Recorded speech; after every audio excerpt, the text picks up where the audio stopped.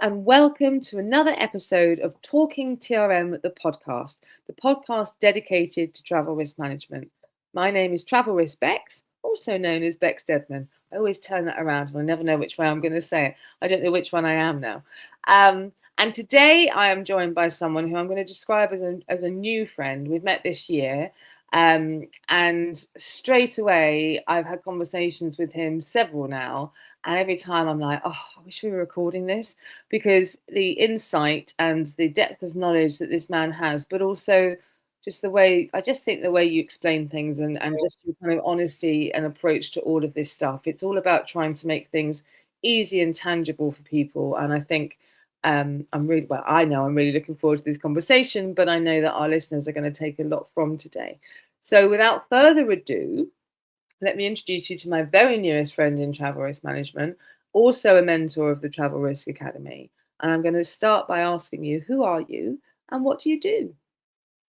Hi, Bex. Like you, I have two names. It's either Thierry Montrieux, if you want to say it in French, or Thierry Montrieux, if you want to say it in English. You might wonder why. I like the first one because, that's a bit more, Yeah. And people will often wonder why I have a very French name but have a very English accent. Well, that's because I have a French mother. I had a Belgian father, but I was born here in the UK, so I'm probably European. Very European, how does that sit today? But anyway, let's not get into all of that. I recently spoke to someone else who had a very unusual name, and then when I spoke to them, they were extremely English, and it really threw me. So it's really interesting that these things happen, and I like to have these conversations. So thank you for sharing, because yes, people are going to wonder straight away, and I did. But tell us a little bit more about you, please. Okay. Well, as I said, I was born here in the UK. My work background is actually very, very different from what I've done for the last 30 years. I actually trained as a clock and watchmaker, and I did my apprenticeship, and just at that time, quartz movements came in, so it gives you an idea of how old I am, because that was quite a while ago. And I just thought, I'm not going to make any money here. So I went into the jewelry trade, and I ran a bespoke jewelers, a lot of handmade stuff that we designed and made for people. And it just so happened that the people that I worked for owned an art gallery, so I ran their art gallery as well. Which I thought, art is a passion of mine. It's probably the only thing I was actually any good at school. Me too. Yeah. And I really enjoyed it. And then circumstances sort of changed, and I found I needed a job back in the early 90s where there was a recession on, interest rates were at 16.75%, if I recall, and I needed to find a different job. And I saw this advert for a French speaker needed for a medical assistance company, and I had absolutely no idea what that was. And my thought was, okay, that will do for 6 months. It's money coming in. It pays for part of the mortgage. Well, that was actually 32 years ago. And I fell in love with the job. I fell in love with what I did. It has become my drug of choice. And that's how I really describe it. Yeah, Great way to describe it, because it is, isn't it? It's either in your blood or it isn't, and this is exactly why I wanted to have this conversation with you, because it runs deeply. It's a passion, it's a lifestyle, it's how you see the world, right? It changes when you get into this, and I just love the way that you fell into it, and I love the fact that you've been through this one change already. Like, you had to change career paths because of technology and the way things were changing, and it's really interesting to me to kind of hear how other sectors have done this, because the travel industry is on the cusp of a massive change with AI. I don't think the industry knows what is going to happen to it at this point. It's not really prepared. So it's just really interesting to hear about that sort of diversity. And I love the fact that most of us who think differently in travel risk management don't come from this background necessarily. We come from a very varied background. So thank you for sharing all of that. And I just, for those of you They were talking about ports making digital clocks, aren't we? And digital watches. That's the point that we're talking about. Just in case anyone's like, what? Who's listening? Although I think you'll be fine for most of our audience. So yes, so you've started. Talk to me about how it got into your veins.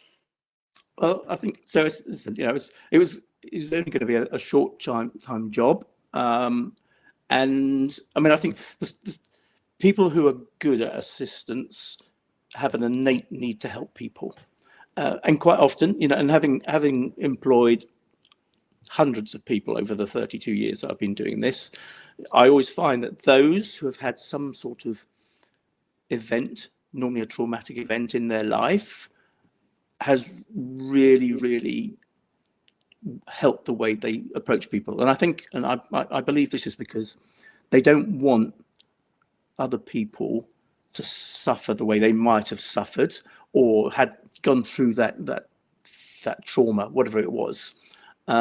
And in assistance, people never ring you when they're happy. They ring you because they have a problem, and you're there to fix that problem. And that's what I love doing. I see myself as a fixer, a problem solver. The bigger the problem, the more challenging the problem. Now, the more exciting it is for me. It is. It is a drug, as I said before. How do you fix this problem? I started out in trip travel, if you like, so the leisure side of things, which was high volume, especially during the summer months and the winter months when people went skiing. Lots of what I would call the same sort of thing, and very, to me, they're just the norm. To other people, if you're suffering and going through that problem, it's traumatic. But heart attacks, strokes, falling off balconies, drowning, all those sort of things are very routine in trip travel stuff. And I did that for several years, and then through sort of different roles, different changes, I started getting into more of the business travel things, which was interesting, and people were on the whole a little bit more sensible, and not just going away for 2 weeks and getting drunk and falling over, etc. And then from that sort of morphed into what I call travel risk management. Now, this is now my new fix. It is all about the more challenging the issue, the location, the more interesting it is for me. And I think over the years I've probably evacuated or repatriated people from every country there is, and including both poles. So Wow. we've over the years we've done some amazing things.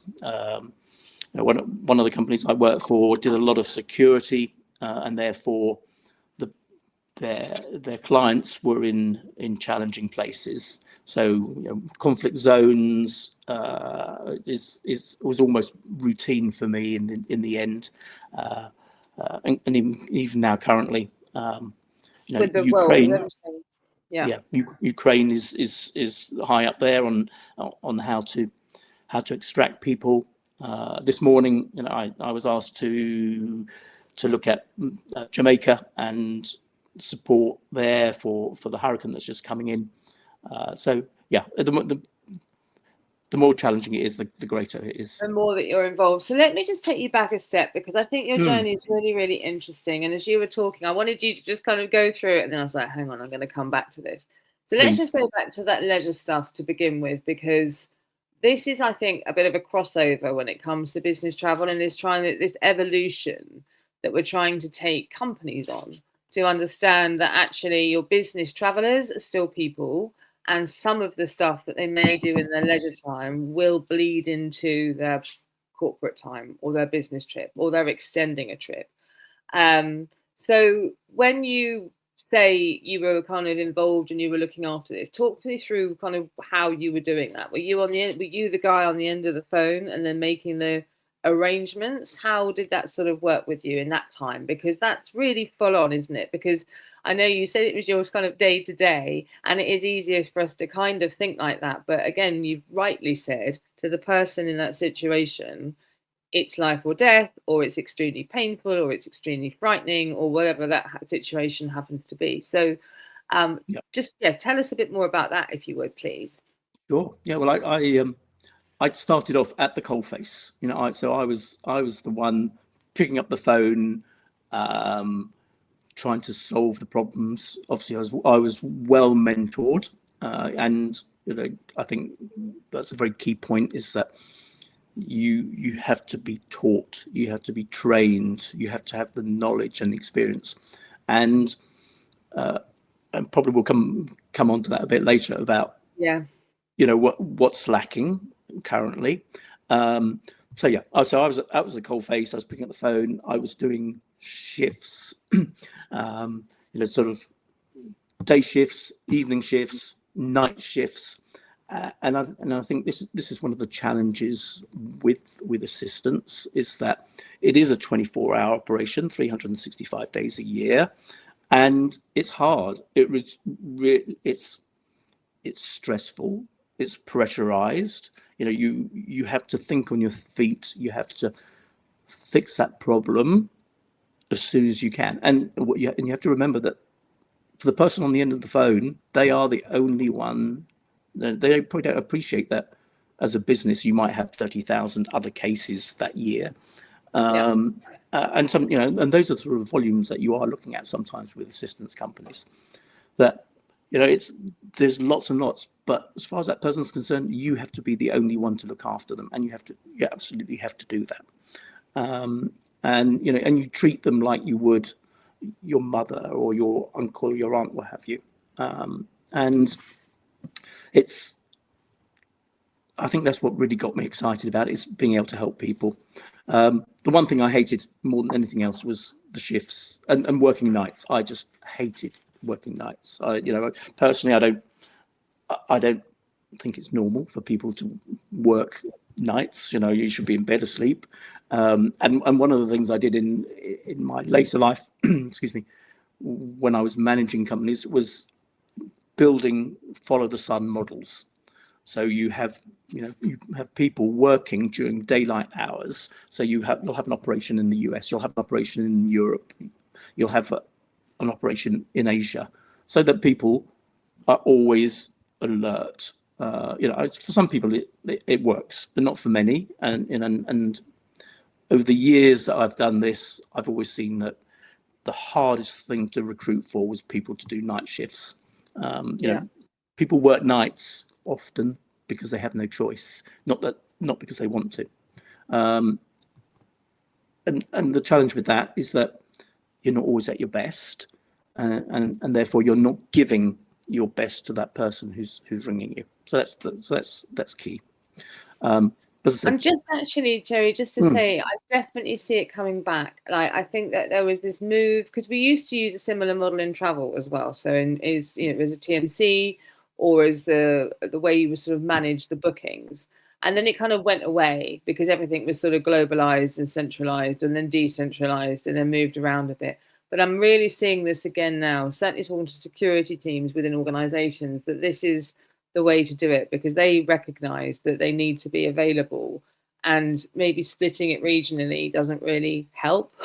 Whereas actually following it does from a time perspective if they're all working on the same cases, but trying to do it sort of ad hoc isn't really supporting their travelers in the way that it could do. So I think it's definitely coming back. So it was really good to speak about that, because I think people are recognizing that in these situations, you still need a human being at the end who's looking after you, right? And that's wherever we end up with AI and technology. I think when it comes to assistance, it's really important that that human being is still there and available.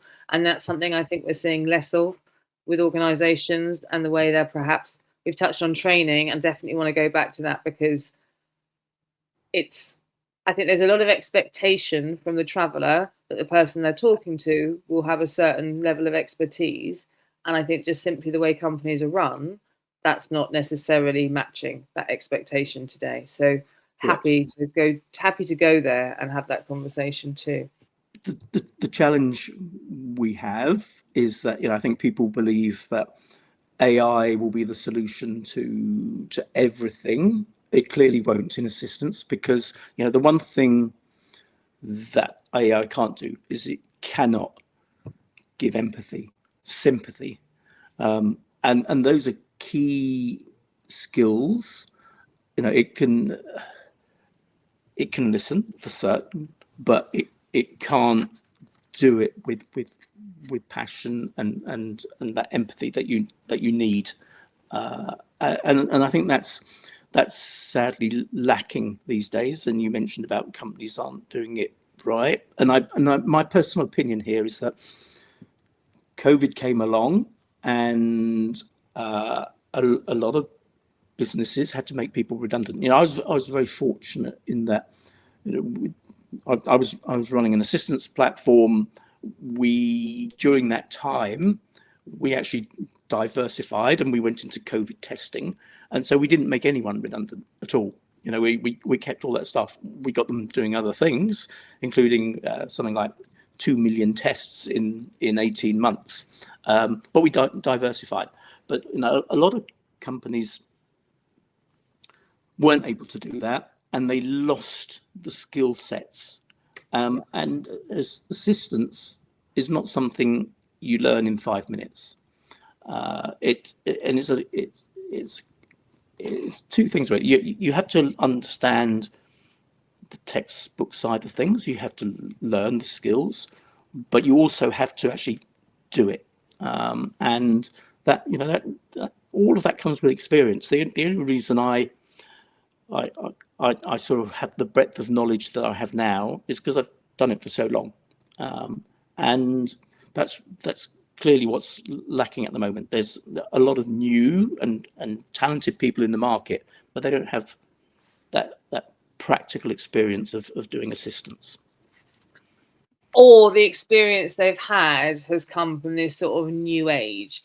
So actually, so it's not the same level. It's not the same. Things were different then. Things were different when we were learning. There weren't standards, and there's barely standards now. But there was, there wasn't technology to support. People were out there on their own, on the coalface, learning and doing it. And it's that group of people that are now trying to support others as we kind of try and put some barriers around this before it completely escapes. And I'm not talking about the AI and technology piece, but just the fact that, this is the 21st century and corporations are still working with spreadsheets to try and work out where their travelers are. And many organizations will say in closed circles, we don't confidently know where all of our travelers are at the same time. Like, this is basic stuff in the world of connectivity. This stuff shouldn't be happening, but it happens because of legacy technologies and the fact that this industry just hasn't moved forward in the way that it should have and in the way that others have. And then you get this mixture of all the kind of new players wanting to come in. So I think one of the things I really enjoy about these podcasts is I really enjoy conversations with people like you who have gone in and you've learnt this stuff from the ground up. So you can put a pretty face on it, but it's about what's working underneath. And we've got to understand that if we're going to move this whole piece forward, because we don't have to carry on doing things like we've been doing. It's not working. But we do need to take some of what we learned from before that did work and bring that into whatever the future looks like. And you nailed it when you said it's around training, it's around communication, it's about getting your workers, your people who are supporting people, to understand their why, to understand why they're there. They're not just a number. It's not just you took 100 calls today, well done. No. We have to move away from that into people risk management and begin to really fully understand what that means. And it's about people, right? Which takes us full circle into what it is that you love about this. And I think that's where it's all too easy for a finance department or the procurement department to look at a spreadsheet and to decide that that's what travel risk management is, but that's not what travel risk management is. No. And that's, I think, what you're always trying to express, and I think what your companies see value for those that are working with you. So I think we've gone nicely through that. But would you agree with me on that, on what I've been saying there? Yeah, I think the challenge has always been that assistance companies are seen as a call center, and they're absolutely not that. I remember when I first started in this industry, an insurer said to me, "An assistance company is a necessary evil," and I struggled to understand that for a long time. But the issue is they see it as a cost, But Yeah. what the one thing that people don't really think about is, what is the cost of running an assistance company? Well, you have to have people there 24 hours a day, 365 days a year. That's not cheap. So, the one thing that hasn't changed is the costs in assistance. People don't want to pay the fees, which aren't expensive. They might think, oh, well, £1,000 or £900 or whatever they're charging for a case fee. Considering that you are saving people's lives, that cost is nothing compared to the bill. I've seen bills in my lifetime of £1.5 million. Well, paying someone £100 or £500 or £900, whatever it is, to look after it is absolutely nothing in it. But it pales in significance, doesn't it, Yeah. when it's like that? But then the argument, as I'm sure you have, is, well, we're insured, and there's this misunderstanding of paying for something proactively to ensure that actually the things are in place to stop something from happening versus relying on insurance when it does go wrong and then hoping that you've got the stuff in place that you're going to need to have in place. Like, we're talking about two different things here, aren't we? And it feels like more and more organizations are leaning on that insurance piece now and not thinking about. I think you're right, which is an error, really, because you're relying on whoever the insurance company is using as their provider to support them is well versed, well trained, and experienced in looking after people. And this is where our challenge is. And this is what I was saying earlier about, since COVID, we've lost so much of that experience. And I think there are opportunities for assistance companies to learn and expand, and know what other people are doing in this industry, and not just have this blinkered view on what assistance is, and also depending on what market you're in. There are some people that can do trip travel because it's very easy, in my opinion, to get someone out of Benidorm, but it might not be so easy to get them out of Belarus or Bogota, and that takes experience to be able to do that. And this is the crossover for me, because you're talking about travel, right, as well. It's actually being able to understand how to book travel, some of the nuances around that. And that's kind of the assistance piece too. And the travel industry is still this kind of smoke and mirrors. So everyone thinks, oh, it's just a case of booking it online. It is just a bit more complicated than that. And it is, yes, it's becoming easier and easier.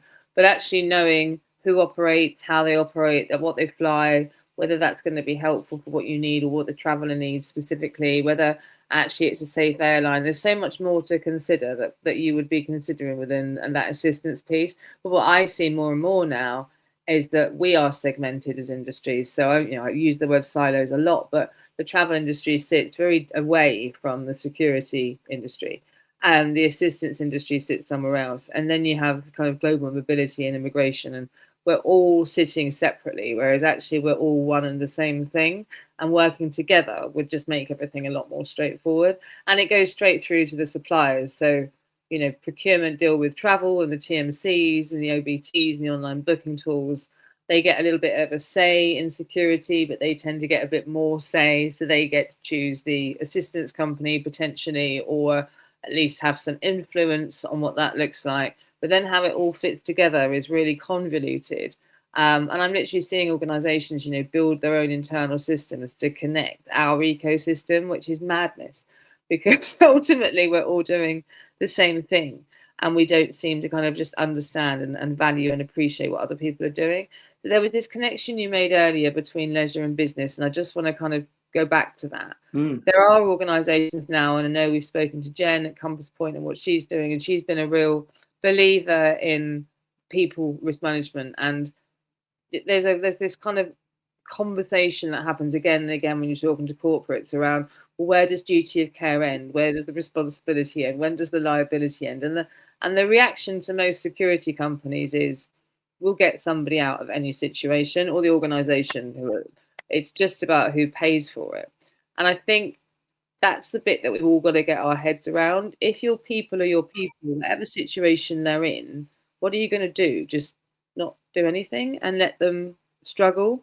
So there is a blur now, and I think we have to kind of move away from this kind of corporate travel, because I loved the fact that you said that corporate travelers are more discerning. They are, in theory, but I know some of the stuff that they've got up to too, and I've seen some horrendous things on hotel bills over the years, and things that they've had to cover up and all sorts of stuff. So, and I think our younger travelers are much more engaged in both their leisure and corporate life, which is why this is becoming so much more of a thing. I think there's a blur, and I think we have to really protect our people, whatever they're doing, which I know you completely agree with too. So I just think it's a really kind of interesting move.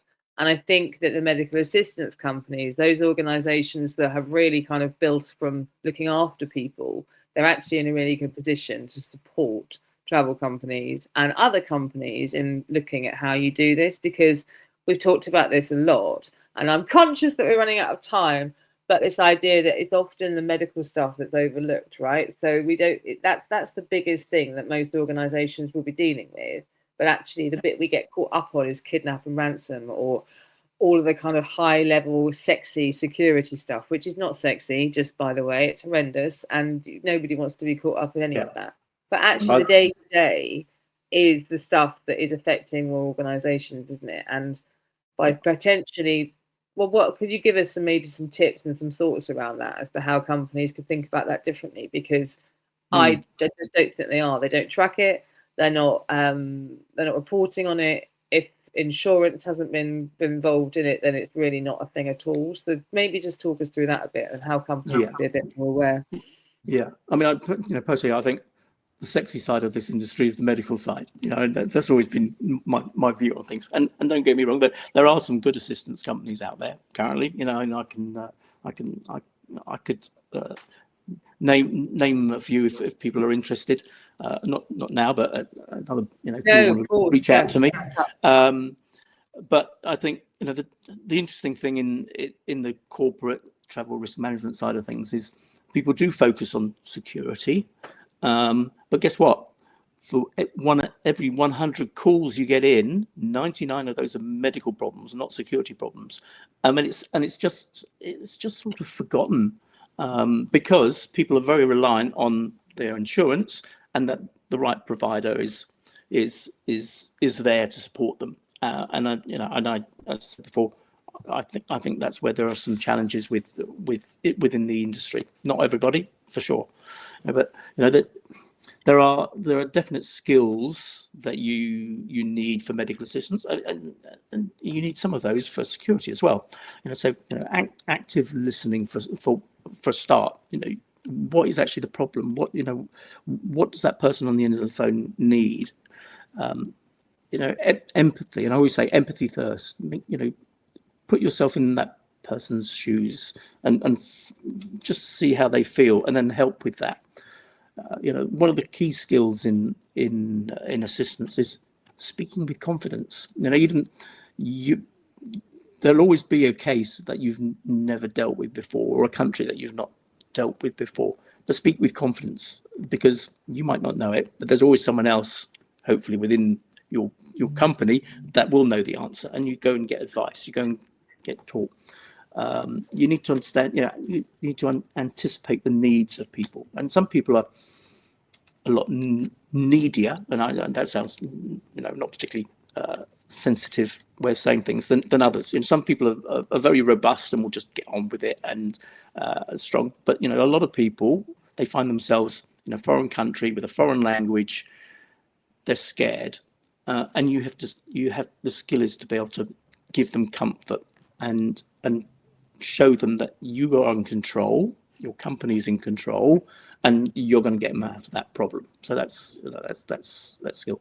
You also need to understand about cultural sensitivities as well. People travel everywhere now, and there's definitely some do's and don'ts within lots of countries, and I think that's one of the skills that people. In fact, one of the things that people should be doing before they travel is understanding culture and what you should be doing and what you shouldn't be doing in a country, and it will save a lot of challenges. It's something you touched on earlier about booking flights and returning home. Well, there is absolutely a lot more to that, because it's commercial aircraft are used a great deal, air ambulances are used as well, but whichever way it is, there are certain conditions that you will not be putting someone in a plane for, and one of the skills of an assistance company and their medical team is knowing all about that. When is it safe to put someone in a plane, and sometimes you have to leave someone in situ because it's not safe to put them in a plane, and it may not be the ideal place to leave them, but they're actually safer in that country, in that facility, than putting them in an aircraft that could potentially kill them. As I'm listening to you, there's so much depth of knowledge that is so essential that these call handlers, these people on the front line who are doing this job today have. And empathy is it's just a word that we use all of the time, because it's just so important to put yourself into those shoes, like you said, but also just to kind of talk things through with people, because most people, it's really easy for us to become a little bit just not sympathetic, or just a bit, this is kind of just what happens every day. But to that person, it's not. And yes, they could have followed some simple steps, and they could have downloaded the app, and they could have, but the reality is none of them will have done. 10% of your travelers are doing that and following the rules, and actually coming at them with, well, we should have done this, so you've got that, because that covers your backside, isn't going to support or try and help that client.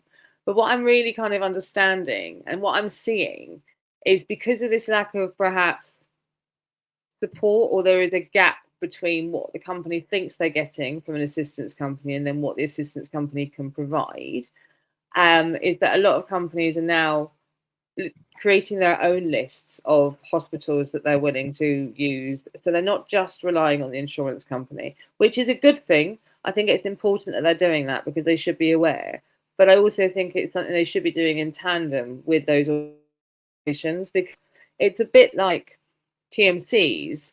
There's this reliance on the TMCs that the corporate has a lot of understanding about their travel program, and the reality is the corporate relies heavily on the TMC to know anything about their travel program. So there's this gap.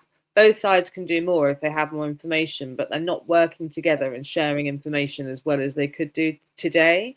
So we're sort of reacting by then almost doubling what we're doing, as opposed to kind of communicating with it. But I just wanted to touch on that, because I've seen a few things recently where companies have kind of come unstuck because they have relied on their insurance or what they thought was going on, and actually the reality was something quite different.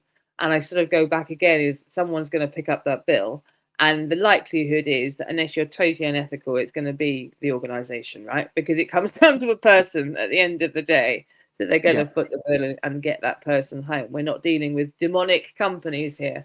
What we're trying to do is sort of support them and get them prepared. So look, I knew that this would go really quickly, and there's so many things that I've always sort of want to kind of go back to, but we've talked about, some tips around, but is there anything else that you would like to share with our listeners before we close off today?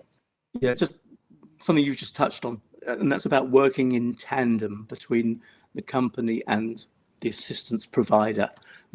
Communicate, work together, because it's all very well having a list of hospitals, but is it the right hospital? So a good assistance company will support that business by building a network around where your travellers are, and especially in more remote areas, that's key to doing it well. Have plan in advance, but do it in tandem. I've actually been involved in a case where a company just wanted a list of medical facilities. Big mistake, because guess what? When you're having a heart attack and the local hospital is a maternity hospital, it's of no use to you. So, that actually happened. Someone went to a maternity hospital who was suffering a heart attack. What you do is you work on a list with your provider, but when that call comes in, when that problem comes in, you ring your assistance provider to make sure it's the right facility that you're going to. Yeah, that's key. And I think that's what's so important. I hadn't considered it until I'd had a conversation with a couple of clients where they literally explained what had happened.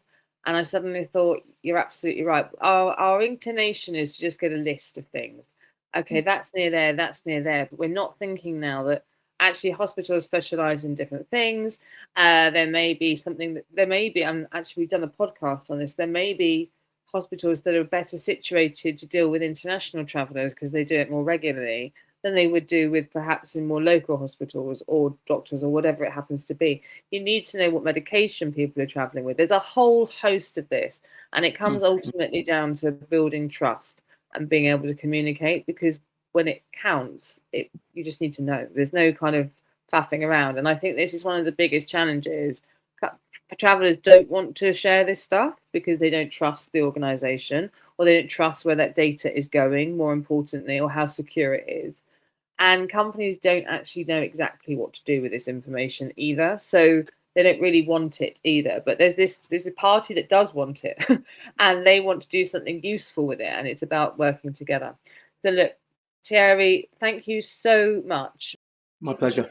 It's been great to have you here. I don't think we've kind of gone into this depth before around the assistance piece. And I think your passion shines through with regards to the medical, and everything you love about that, I love about travel risk management, and I'm glad we found this place together. So I'm just going to suggest, because you were talking about a couple of things that you could support customers with. So I think this idea of etiquette and how you perhaps think about different cultures, perhaps we can get together and get you to do something on that. Which people can, send an email through, and then they can get that from you. So that we can do that, I think, in combination with the TRA. It's something that's coming up a lot, because again, in a world that's so connected, I think we sometimes forget that it's not like it is online when we actually get into the real world. And etiquette and culture really, really matters and can get you into a lot of trouble, and actually just make things more difficult for you. So we'll do something on that. That'd be great. And then we'll get that out. So look, thank you so much. You've been listening to Talk'n TRM, the podcast. I'm not going to say it in the French accent, even though I really loved it. We've been joined today, I'm going to do it in my English accent, by Thierry Montrieux. And I have been Travel with Bex. I hope you've enjoyed the conversation. Please get involved. You can speak to us via our website or via LinkedIn. In the meantime, take care.